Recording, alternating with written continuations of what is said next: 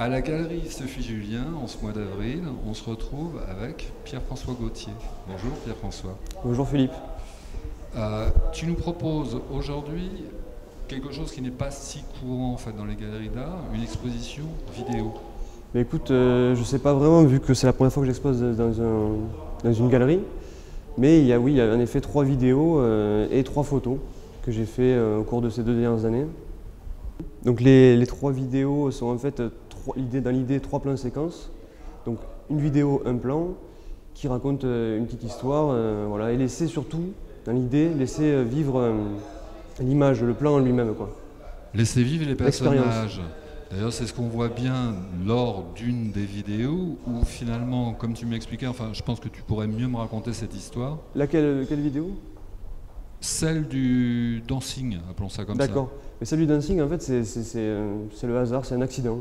C'est-à-dire que j'étais là avec mon appareil photo, dans une salle des fêtes d'un petit village, et il se trouve que juste avant que la fête commence, une petite fille et sa maman dansaient sur la piste de danse, et moi je suis arrivé avec mon appareil photo.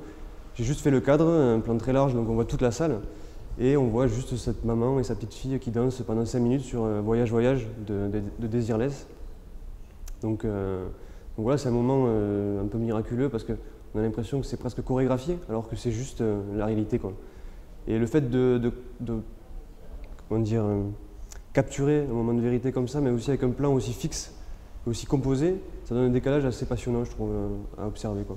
Mais cet aspect caméra vérité, caméra réelle, c'est ce qu'on retrouve beaucoup dans ton travail, puisque même lors d'une précédente vidéo où tu montes simplement un voyage en voiture avec la pluie qui tombe, c'est un petit peu ça qu'on retrouve également. Bien sûr, et cette idée toujours, même si moins visible dans la vidéo avec la petite fille et sa maman, c'est aussi travailler la texture. C'est-à-dire arriver comme si on partait du documentaire pour essayer de le transformer en autre chose, en quelque chose de magique. Par exemple, je fais des photos aussi, et dans les photos que je fais, c'est que je suis souvent des messieurs, enfin des gens, des voyageurs, un paysan, tout ça. Sauf que ce que je fais, c'est je ne cherche pas à capturer un geste ou une photo assez classique, on va dire. C'est plutôt arriver à trouver quelque chose d'extraordinaire. Donc j'utilise par exemple un flash très violent, et du coup ça déréalise en fait la réalité. Donc par exemple le monsieur dans une casse en train de réparer une voiture de nuit, avec le soleil qui se couche notamment, avec un flash dans son visage, ça crée dessus un truc presque fantastique alors qu'il est en train de faire un geste assez, pas banal, mais presque banal, quoi.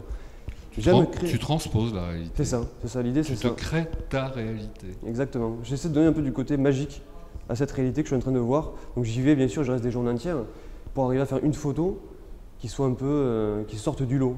Pas une photo juste d'un geste, d'un regard. Il y a ça, mais en plus, il faut qu'il y ait cette matière qui vienne un peu déformer la réalité. Voilà.